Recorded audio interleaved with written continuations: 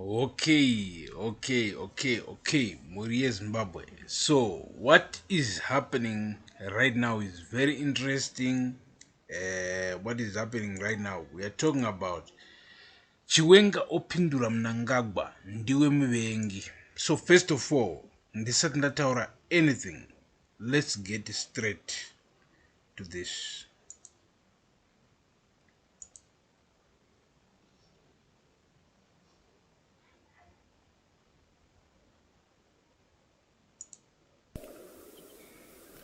Chiwenga. Mazima achatirira nyika kaya.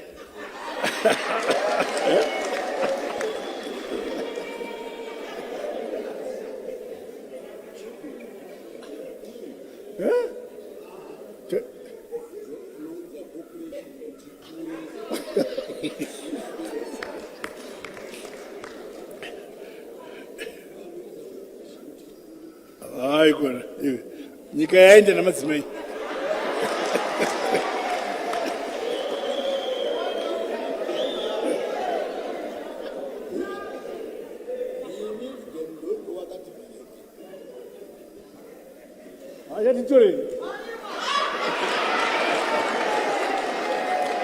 Ameno Chiwenga karudichi. Ameno Chiwenga karudichi. Atizozvino. Okay. Chiwenga is still comfortable. Mozama makumira. Okay. Ndinofunga ndinyorera statement mukudzimayo. Statement anyagwana chuna namai. Once investing in women transforms the nation. Transforming the nation. Kwesu tiri papi.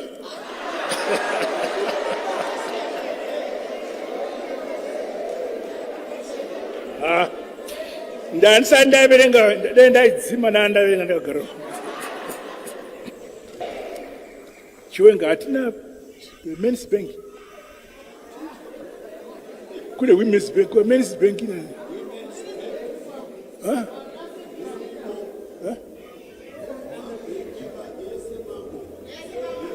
Oh, okay. All right. Chatore kwa Chiwenga. Are we safe?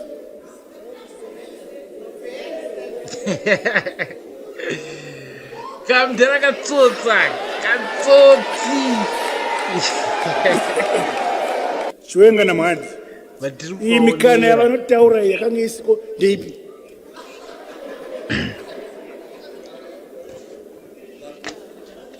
Mikana vakwatavura mikana yakawanda yakanga isiko ndeipi. Kada kuvhara Chiwenga. Oh. Okay. Ndiye kutengesa maplate. Musavagwe. Muresba musavagwe. Musanyepengwa. Right, that's it. Hatika plate.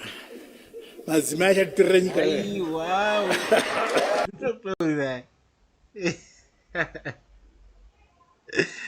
Muresba bwe. Boys ringe riri kumberi kwedu atitakarega richitungamirira. Boys matsotsi. Mazvinzwira mega. Hanzi Chiwenga nyika yaenda nemadzimai.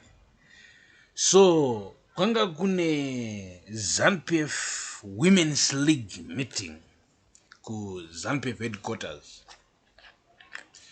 ku the Munhu Mutapa building muHarare.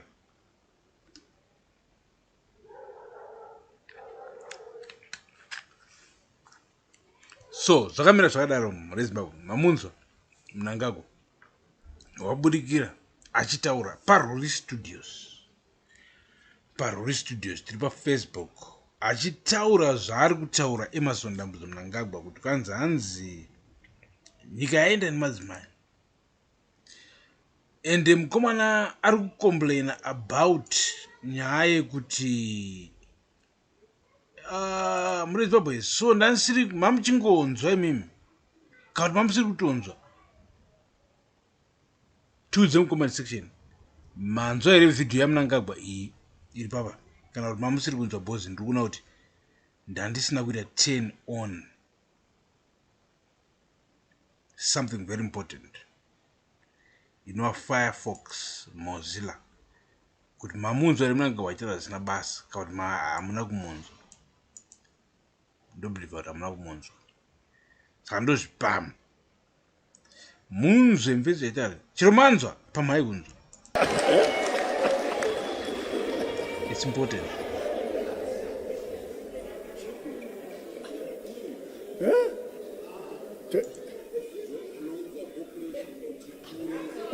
You have mvezi yaitari zvisina basa.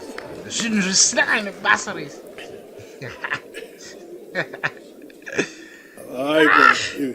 Ndikaenda namadzimai.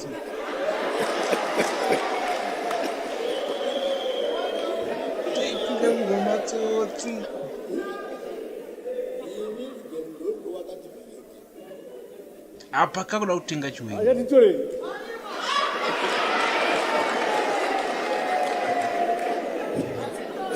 Iwa ruzhinji ruchiseka zvisina basa. Okay. Chiwenga is still comfortable. Mozala makumira. Okay. Ndinofunga handinyorera statement mukudzimai. Statement anyagona namai. That's investing in women. Transforming the nation. Transforming the nation. Kwesi papi.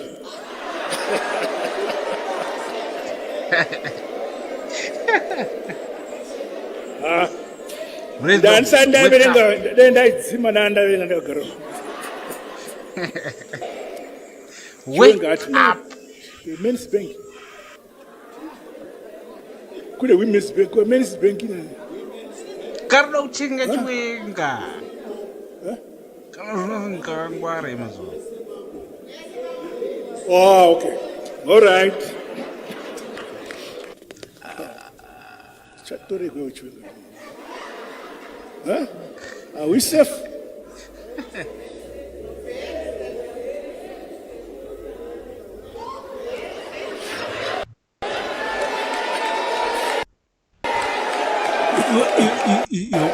Chiwenga na mwadi.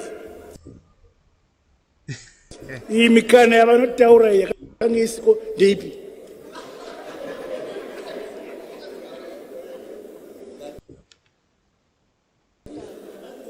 Mikana kwatavura mikana yakawanda yakanga isiko ndeipi? Haasi kutoziva shamwe. Akana zvakakuziva. Oh. But I'm kind of busy with programs. Imimi. Apa ndo patinofanira kumuka. Apa ndo patinofanira kuita active senyika. Kamfesi aka ndo kachati bhaisi. Madzimai achatitirira nyika wewe. Dodoro. Hatina zvatinge tichiita. We have to show kuti isusu sevanhu totoriwo vanhu semaZimbabweans. The whole world vanotitarisa vachitochiona senge tiri tumapenzi handiti senge hatina brain semaZimbabweans. Ona zvezvitungamiri Emerson kanga kakarwa newhisky, Chiwenga kakarwa newhisky, but takatoisa hope yedu yese kuti hamuna chi kana Chiwenga kakapindira kanogona kushandisa brain, anogona kutichinjira zvinhu zvofamba zvakanaka. Asi tichizviziva zvedu kuti in reality Chiwenga is not to be trusted. You cannot trust Chiwenga. Nobody can trust Chiwenga. Kana tadzoka kureality, it's just that sometimes totora reality tongoita half reality and then totongorarama muchireality chechongototi at this stage we just have to rally behind Chiwenga because Mnangagwa has gone crazy. So takutongotevera Chiwenga blindly, but we are not blind. ndosaka tichitohold live sessions like this. Channel E inonzi the Mtapa Times.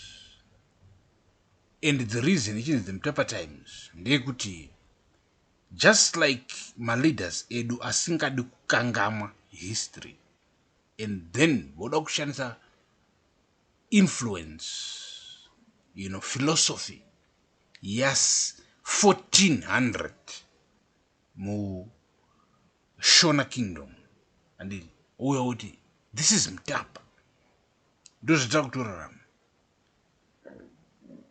isitobva tatarasataona ari kutaura zvemutapa state kava takatodzidza mumabhuku havakainfluensa kunyogwa kwavo handiti watidzosera kumutapa times tobva taona kuti aiwa thereis no need yekuti utiraramise mumutapa times handiti. So murezi mabwe tiri papapo ndoda kuti tinde on something very important, something very very important.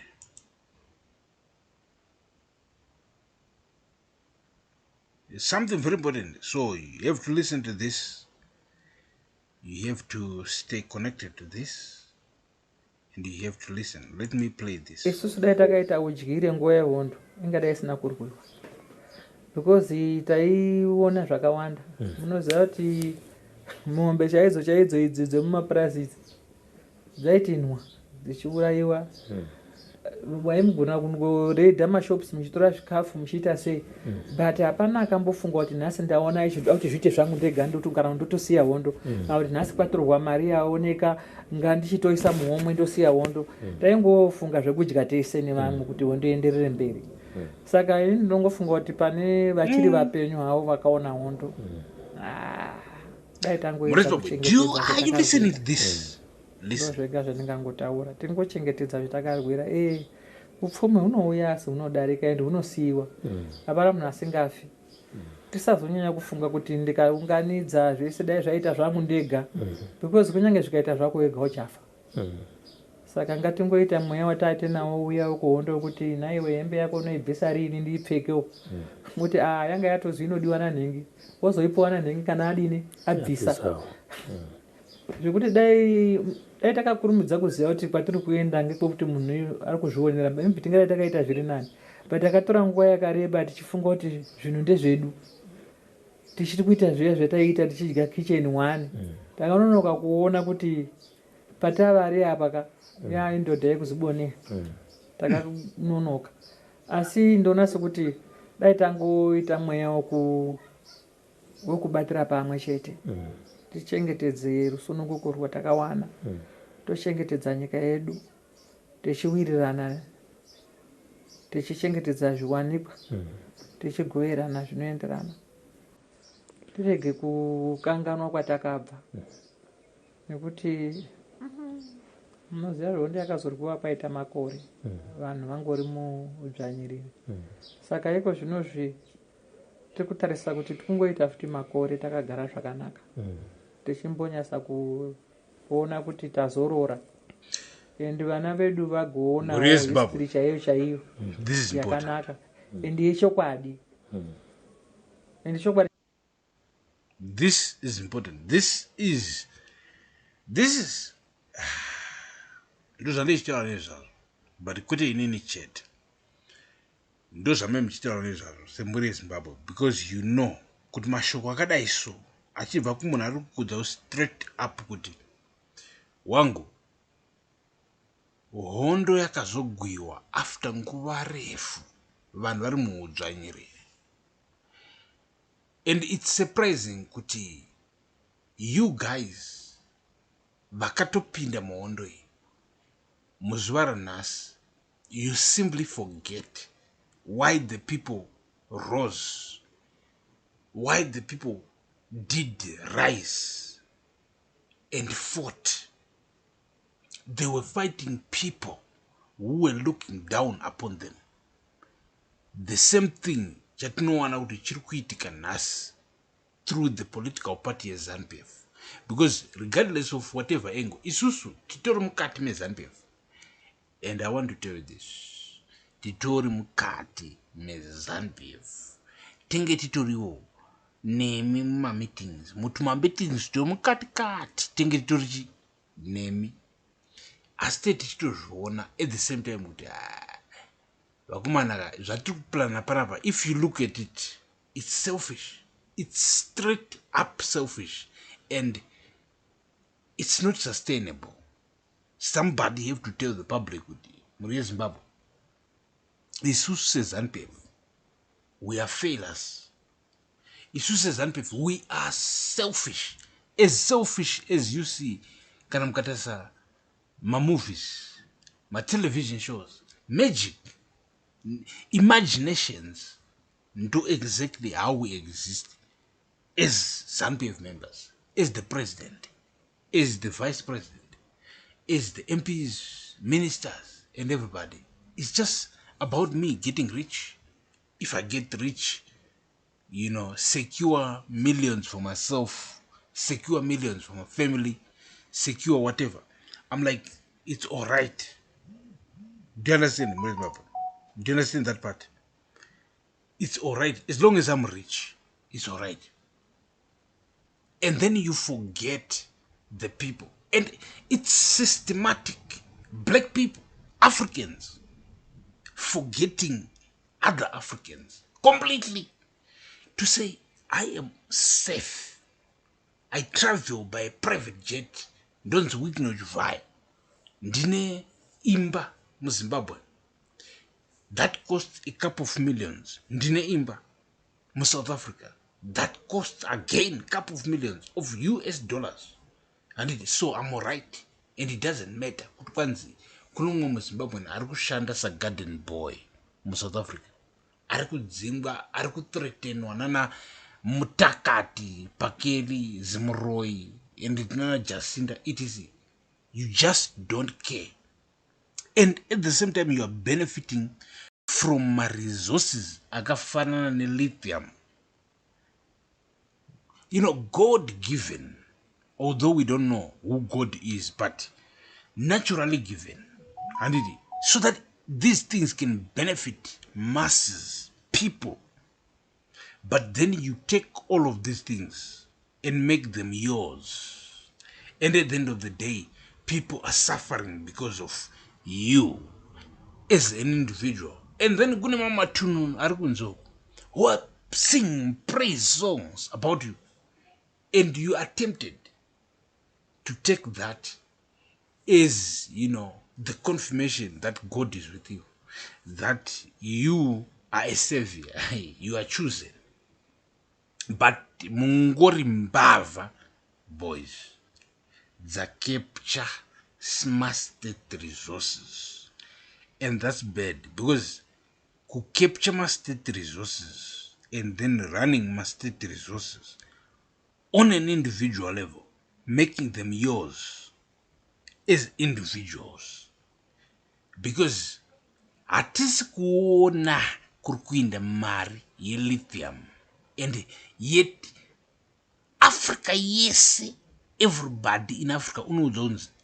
You see, Zimbabwe is the largest producer of lithium, which is in high demand. Yakabatama industries of companies like BYD and a lot of other electric car vehicle manufacturers in China, the second largest economic country. Big fish. They have resources, industries, productions, companies, and it wanna BYD. And yet it's depending on Zimbabwe's lithium. But us ordinary Zimbabweans, we benefit nothing from it. We have never seen nothing. Zimbabwe. But Zimbabwe produces something on high demand on a global market. Vana Tesla, get into business contracts with the Zimbabwean government. kuti vatengese lithium, but isu state ichipara pasi kunge huku sema ordinary Zimbabweans. Now imi michindudza, what is that? Only kuti tione Emerson Dambudzo Mnangagwa achifamba ne a motorcade ine 4, ine 2, ine 1, ine 3 ma Rolls Royce, 10 ma Mercedes Benz, 15 ma Ford Ranger. Iwe, what are you saying? Munyika ine vanhu vakaita sesu, vanhu vanenge vachipusha, vanhu vanenge vari pama 1.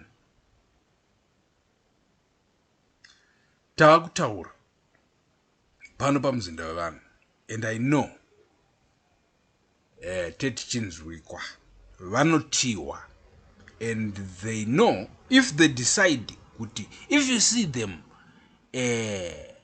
at the end of the day pasina any change after tataura kudai so, then you know kuti they are disrespectful. But at the same time they know kuti we are the power, we are the people of Zimbabwe, and we are the ones who control our destiny, and they know it. So triple live update like this, talking about serious things like this, very sober minded, and we know they are listening. Tinenge tichiti vanhu veZANU-PF and you ma Triple C Achabangu and everybody, whatever you're thinking, as long as you are holding a public position, or MP, minister, president, chakadaru, judge, lawyer, etc. Muno Zimbabwe, we are not going to tolerate nonsense. You know, you guys, you are dreaming. You think us, my ordinary Zimbabweans, we are going to tolerate nonsense for a very long time, but that is never going to happen. We are not going to tolerate nonsense. We are going to restore order, structure in our constitution, in our judicial system, in our military, in our police, in the corporate world, my businesses, my entrepreneurs, muno Zimbabwe. We are going to restore order, and order is restored. As we speak right now, order is being restored in all sections, in all institutions, because Zimbabwe, we are focused. We are a people with brains. So thank you, Mure Zimbabwe, for watching. Thank you for being with me. We are seeing my numbers per screen, patiriku streamer, this live, talking to you live, and declaring the things that I hear people saying, that people are telling me to say. Super Nexus, keep going, Super Nexus, tell the people, keep the spirit up, because Zimbabwe is not going to be ever declared in a state of emergency, a pariah state, a joke. Is going to be a nation of the people, by the people. People, everybody equal. You can be a doctor, you can be a nurse, you can be a businessman, you can be an athlete, a musician, or a movie star, or a skit star. But we are always going to be equal. And we are going to be equal financially. You an image we are equal, yet you are 2,000 times richer than an ordinary Zimbabwean, simply because you captured state resources, you personalized state resources. That is never going to happen during our lifetimes. So whoever thinks they are living inside that bubble, inside that dream, They're lying to themselves.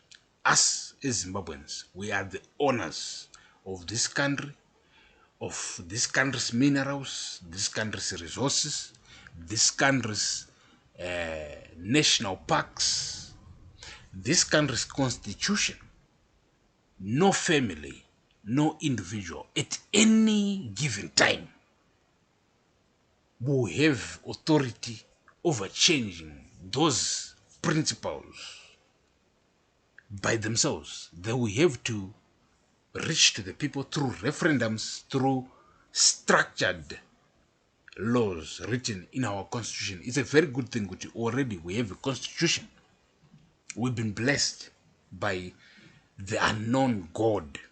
Some come and tell the people that God's name is Jesus. Some tell them that God's name is Mohammed. Some tell them that God's name is Musikaban. But whoever or whatever it is, us as the people, we are going to stand, behind the constitution, behind the laws that were established by people before us, laws that we agree to. But if you want to change something as big as a presidential term, as big as saying to the Zimbabweans, you are no longer capable to vote for a president, you have to go through referendums. And those are two separate referendums. I see now my Zimbabweans, my social media people, even my politicians, they no longer talk about the fact that the 2013 constitution, which is the real legit constitution in Zimbabwe, requires you to have two referendums for you to achieve something like CAB 3. Because the first referendum, if you are saying the presidential term must be extended by 2 years, that by itself requires a referendum. And the second thing is that if the president, who is the incumbent, who is the one who is in power right now, wants to benefit from that constitutional change, they must go through another referendum. So Emerson Mnangagwa agiripa, he just provoked the people on a high level. Agura to my rights, my human rights of every Zimbabwean. First, ndekuti presidential office, a presidential term is now 7 years.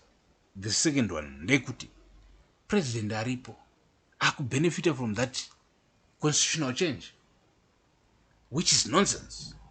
Kujairira vanhu.